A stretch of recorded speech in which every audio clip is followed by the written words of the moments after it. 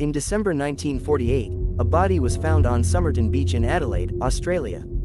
The body was a man who was dressed impeccably in a suit with polished shoes and his head was slumped against a wall. Authorities thought the cause of death was heart failure or more likely poisoning, but no trace of poison was found in the autopsy. There wasn't a wallet or any type of identification on the man, and all the tags from his clothing were cut out. The fingerprints that the authorities took of him were also unidentifiable. They even put a photo of the body in the newspapers and still, no one could identify who the man was. 4 months later, after the body was found, detectives found a hidden pocket that was sewn on the inside of his trousers. Inside the pocket was a rolled-up piece of paper from a rare book called the Rubaiyat. The piece of paper had the words, "Tamam Shud," on it, which means, "it has ended." After months of looking for the exact book, authorities decide to bury the Somerton man without identification. Although a cast was taken of the bust and he was embalmed to preserve him, 8 months later, a man walked into the police station. He claimed that just after the body was found, he found a copy of the Rubaiyat in the back of his car that he kept parked near Somerton Beach. He thought nothing of it until he read about the search in a newspaper article. Sure enough, the book had a part of the final page that was torn and it matched the piece of paper that was found in the Somerton man's trousers. Inside the book were a phone number and some sort of strange code. The phone number led the authorities to a woman named Jessica Thompson who lived nearby. During her interview, she was very evasive and even claimed she was going to faint when she saw the bust of the Somerton man but denied knowing him. However, she said she did sell the book to a man named Alfred Boxall. Unfortunately, Alfred Boxall was still very much alive at the time and still had the copy of the Rubaiyat that Jessica had sold him. The code that was found ended up being even more unhelpful, and as of today, it has still yet to be cracked. On Wednesday, November 24, 1971, a man identified as Daniel Cooper bought a $20 one-way ticket on Northwest Airlines on Flight 305 from Portland, Oregon to Seattle, Washington. Cooper was described as being in his mid-40s, wearing a business suit, an overcoat, brown shoes, a white shirt, and a black tie. He also carried a briefcase and a brown paper bag. Before the flight took off, he ordered a bourbon and soda from a flight attendant. After the plane was airborne, Cooper handed the flight attendant a note.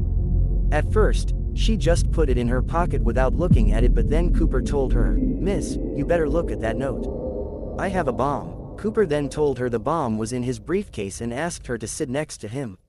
He opened the briefcase to reveal red-colored sticks, surrounded by an array of wires. Cooper told the flight attendant to write down everything he was saying and then take it to the captain. The note said, "I want $200,000 by 5 p.m. in cash exclusively in $20 bills, put in a knapsack. I want 2 back parachutes and 2 front parachutes. When we land, I want a fuel truck ready to refuel. No funny stuff or I'll do the job."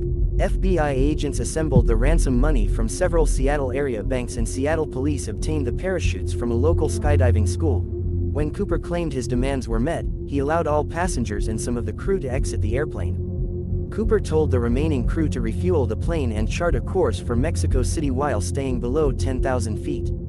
During the flight, Cooper put on a pair of dark wraparound sunglasses which would make it into the official sketch and become famous to anyone investigating the case.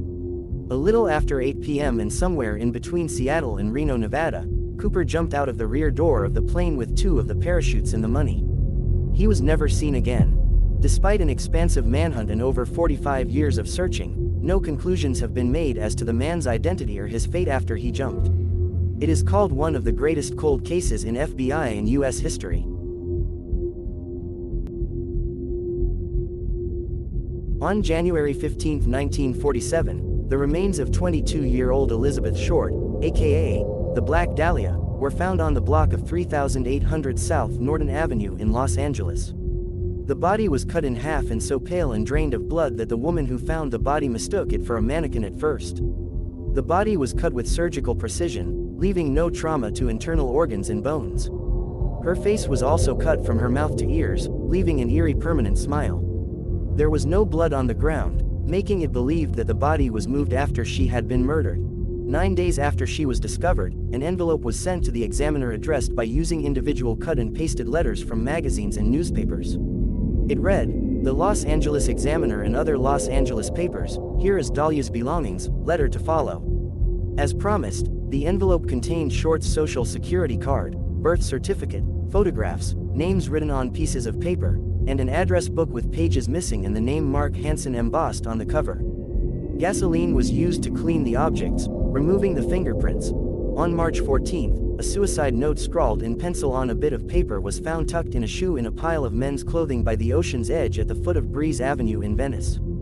The note read, "To whom it may concern, I have waited for the police to capture me for the Black Dahlia killing, but have not. I am too much of a coward to turn myself in, so this is the best way out for me. I couldn't help myself for that, or this.